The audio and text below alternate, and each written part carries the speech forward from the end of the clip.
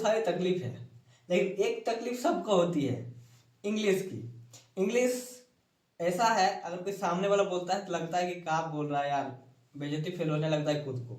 English देख के डर नहीं लगता है कि क्या है, एकदम गजब का चीज़ है। लेकिन अगर आपको भी बहुत सारे डर लगता है इंग्लिश में, आप भी लगता है कि आप इंग्लिश सीखेंगे, इंग्लिश सीखना चाहते हैं, तो टेंशन मत लीजिए। आपका स्वागत है हमारे चैनल, इस यूट्यूब चैनल में। और धीरे धीरे हम इंग्लिश की ओर लेके जाएंगे आपको, और इंग्लिश को बेसिक टू एडवांस आपको पूरी तरह से सिखाएंगे। और बोलने के साथ आप बोल भी सकेंगे, लिख भी सकेंगे, और किसी का अगर कोई आपको जवाब इंग्लिश में भाषण मार रहा है तो आप उसको इंग्लिश में जवाब भी दे सकेंगे। तो चलिए हम वीडियो में आगे बढ़ते हैं। हम देखिए इंग्लिश में पहले ही मेरे वीडियो नहीं देखे हैं, थोड़ा बहुत तो पीछे के देख सकते हैं, नहीं तो यहीं से आप स्टार्टिंग यहीं से होगा, मेन स्टार्टिंग आपका यहीं से हो रहा है। इंग्लिश में देखिए सबसे पहला चीज आता है वर्ड को बोलना, शब्दों को बोलना। जैसे कोई अगर कोई बच्चा है तो 1 साल में तो मतलब जन्म लेते ही पूरा तो नहीं बोल पाता है, वो धीरे धीरे बोलने सीखता है। जैसे कि कोई माँ बोला, फिर पापा बोला, कि पानी, खाना, धीरे धीरे वो बोलने सीखता है। तो वैसे ही हम लोगों को भी इंग्लिश सीखने की जो स्टार्टिंग फेज होगा वो धीरे धीरे वर्ड के साथ, जैसे माँ, पापा, खाना पीना, घर द्वार, ये सब का इंग्लिश थोड़ा बहुत आना चाहिए। जैसे मान लीजिए यहाँ पे क्लास ले रहे हैं तो क्लास इंग्लिश वर्ड है, इसका हिंदी वर्ड होगा वर्क होगा। तो इसी तरह मतलब धीरे धीरे इंग्लिश हिंदी थोड़ा थोड़ा आपको वर्ड पावर थोड़ा सा ज्ञान होना चाहिए स्टार्टिंग में। नहीं है तो आप वर्ड को भी हम सिखा रहे हैं, वर्ड कैसे याद किया जाता है वर्ड को भी सिखाएंगे। तो इंग्लिश जो होता है वर्ड से बना हुआ होता है। सबसे पहले आपको पढ़ना होता है वर्ड हम पढ़ा दिए हैं, आप पीछे जाके देख सकते हैं। अब जो है हम ग्रामर की ओर जा रहे हैं। देखिए ग्रामर व्याकरण हिंदी में पढ़े होंगे आप। तो हम लोग कोई भी भाषा बोलते हैं, पहले भाषा तो आना चाहिए। इंग्लिश सीखने के लिए पहले एक चीज जो आना चाहिए वो है आपकी भाषा। तो भाषा में हमारे भारत में तो बहुत सारी भाषाएं बोली जाती है, लेकिन हम चाहेंगे अगर आपको कुछ और भाषा आए या ना आए, हिंदी का लैंग्वेज आपको थोड़ा बहुत तो आना चाहिए, मतलब हिंदी आपको सही होना चाहिए। जैसे मैं खा रहा हूँ, मैं जा रहा हूँ, इसका मतलब थोड़ा बहुत मीनिंग समझ में आना चाहिए, क्योंकि हम जो है हिंदी टू ट्रांसलेट करेंगे इंग्लिश में, और इंग्लिश टू हिंदी में जाएंगे, किसी और भाषा में तो आएगा नहीं। मतलब आपको हिंदी भी आना चाहिए, ठीक है। हिंदी नहीं आता तो किसी और लैंग्वेज में मतलब सेंस होना चाहिए, ठीक है।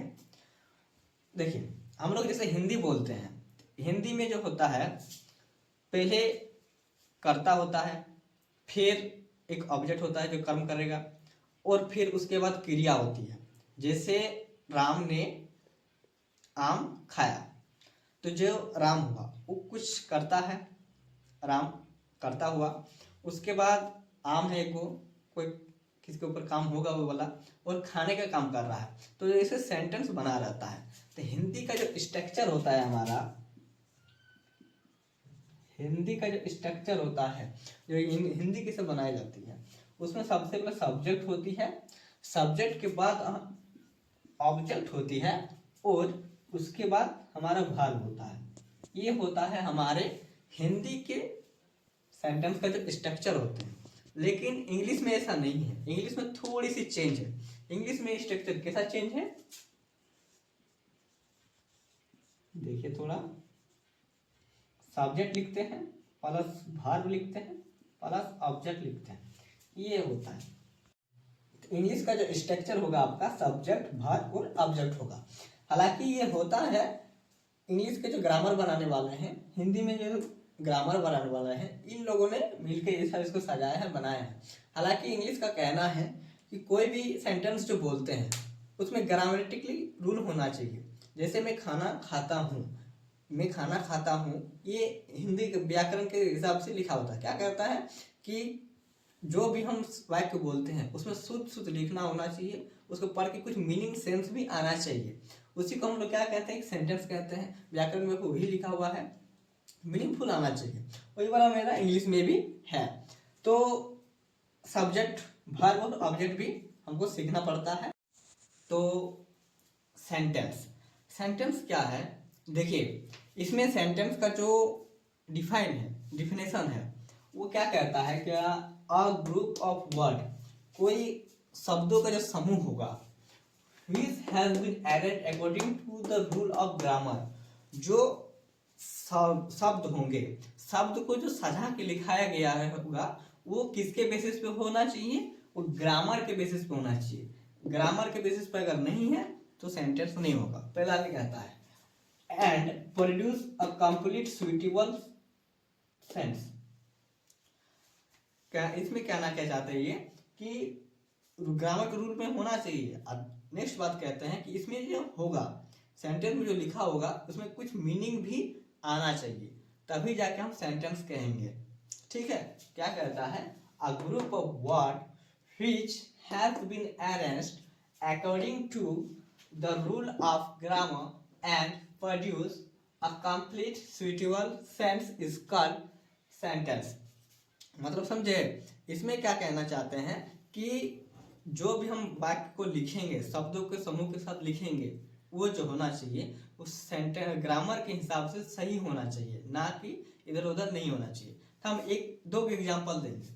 दो एग्जांपल में पहला लिखा हुआ है क्या, कि Rohan is a good singer. मतलब क्या है कि रोहन एक अच्छे सिंगर है।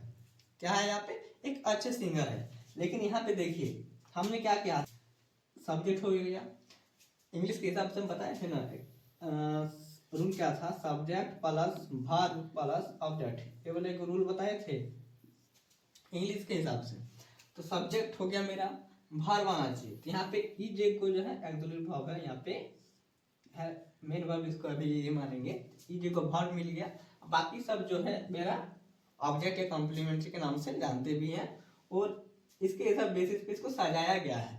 तो मतलब क्या है, ग्रामेटिकली रूल से इसको हम बना भी दिए हैं और सजाया गया है।